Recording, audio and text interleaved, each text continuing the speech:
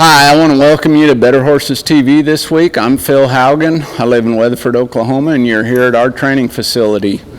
Today, I'm going to work this filly that I've got about 4 rides on her, and I'm going to do some warm-up work with her with my flag and just show you how I kind of get a horse ready and softened up and ready for me to get on and make the next ride. I think it's as these horses go through their training process, like this horse she's real athletic, she's real strong. We raised her, we owned the mare, and she came out of a really, really good NFR barrel horse stud. And, so she's got a lot of ability. I mean, she can be a little reactive at times just because of, she's really, really green in her training. But I'm going to move her around and warm her up and get her ready for the next ride, and this is a real safe way to do it.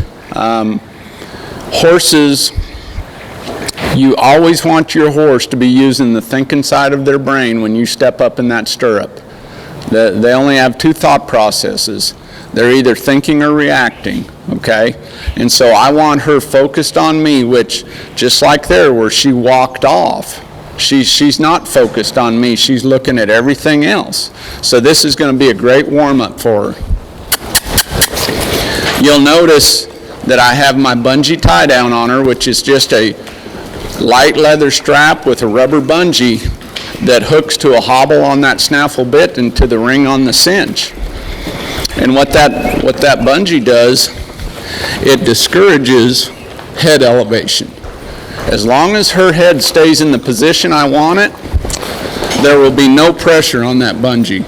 But if she elevates her head and squirts off and gets scared or frightened or troubled, there will be some contact or pressure in her mouth. And until she finds that release point, that contact will stay there.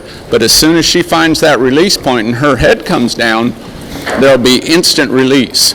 Instant slackening. So when I'm moving a colt around like this, I watch for 3 things. Number 1, I want this inside ear to lock on me. Number 2, I want to see that horse relax its jaw just like she did there coming around the corner. And the 3rd thing I watch for is I want to see that horse's head drop. Like there. That horse's head came down, she's relaxing her jaw. Whoa. So now, when I said whoa and stepped back, I give her the opportunity to put both eyes on me and pay attention to me. Now, she's going to do one or 2 things. She's either going to stay here and keep her eyes focused on me, or she's going to get bored and leave, okay? It's really not going to surprise me which one she does. There's a good chance she could stay right there because she's relaxed, she's licking her lips, okay? And she's telling me that she's paying attention to me now, whereas just a minute or 2 ago, she was turning her head away and looking for somewhere to flee. See, it takes just a little bit of preparation that increases the chances of me having a successful training session with her. On the back end, doing a little bit up front, just like there, getting her to focus on me and relax, makes such a huge difference. Whereas if I just came in here and stepped up in that stirrup and she had a reactive response, it could have been a completely different outcome for the day. So that's just a little something I wanted to show you. You can do that with any horse.